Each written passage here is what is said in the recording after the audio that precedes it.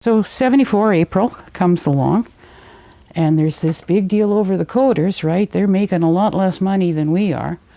They're starting at a PO1 level, and they didn't like it. And I went and I talked with Marion Brown, because she was sort of the leader over there in coding on the night shift. And the night shift was where all the action has always been. So I went over and I talked with Marion. I said, what do you want to do? I said, they're going tonight. So, not tonight, the shift we were on, but the following night. I said, what do you want to do? I said, Toronto's going to go, and beyond that, I don't know.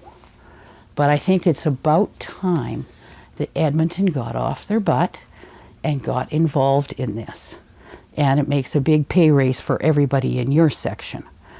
I says, can you talk it up, and can you talk it up with day shift and the afternoon shift? She says, yeah, I can do that.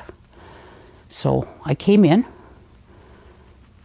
the following night, and Jean-Claude Perreault had sort of said, you know, we sort of need to fight this fight.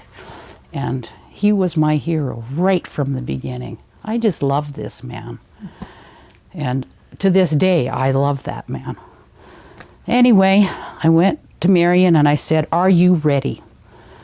She says, yeah. I said, okay. I had been to a Labor Council meeting that night, and Bill was there, and Don Wenzel, and I don't know, half a dozen letter carriers were there. And I said, I'm going to go pull the plant tonight. And they all looked at me and went, I don't believe it. I said, well, I'm going to do it. And I said, there's a stewards meeting tonight.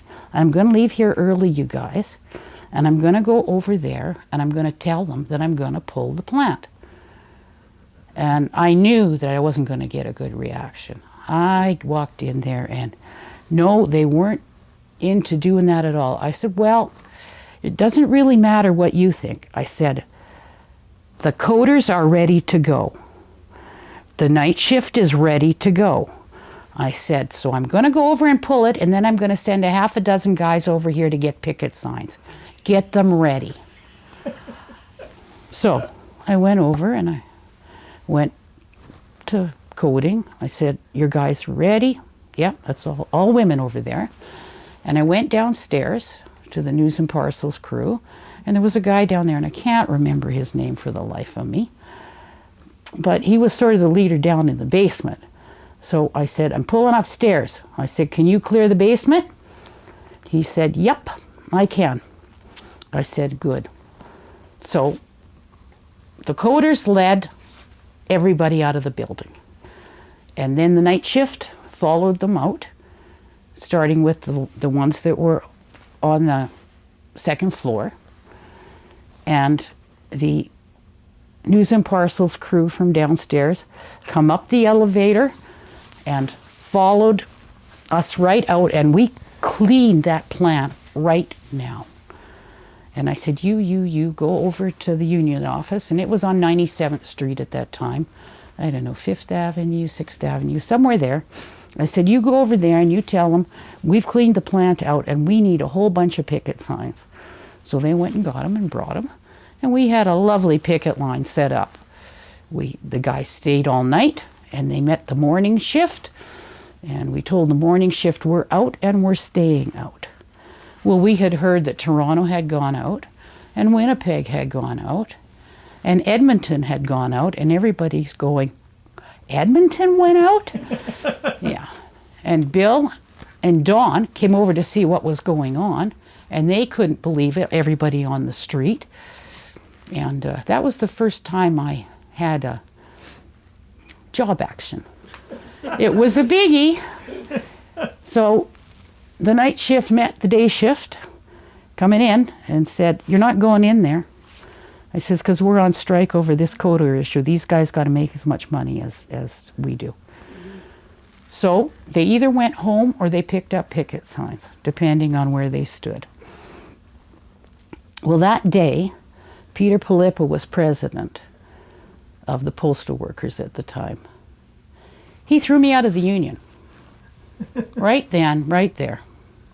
You're no longer a member of this union. Well, Julie Burchell, working out in Station E, she was a wicket clerk out there. She heard about this, and she said, that ain't gonna happen. And she started a petition that went all around the city and to all the shifts in the plant, and everybody was signing it. They took it to Peter, and he took a look at that and realized it was time he resigned. So he was gone. And the others that were on the executive of CUPW, they took their leave, except for Harold Berge. He was the secretary-treasurer, and he hung on for years doing stuff. Mm-hmm. And he was great. He was basically on our side. Mm-hmm. So he was the continuation of the old thing. And we elected a whole brand new executive, and it was great. I remember the automation process. Yeah. They had to bring in these computers. So they had to change things in the post office. They had to clean up the air. So they said, you can no longer smoke here at your desk. You got to go outside. Well, let me tell you, it's the best thing that ever happened to me. I used to be sick with bronchitis, through the winter. And I never knew why. Well, when they cleaned up that deal and brought in all these fans and threw all the smokers outside to have their cigarette, well, all of a sudden I was breathing fresh air, which was something we didn't have in the post office. We had sick air in there. And I never had bronchitis after that.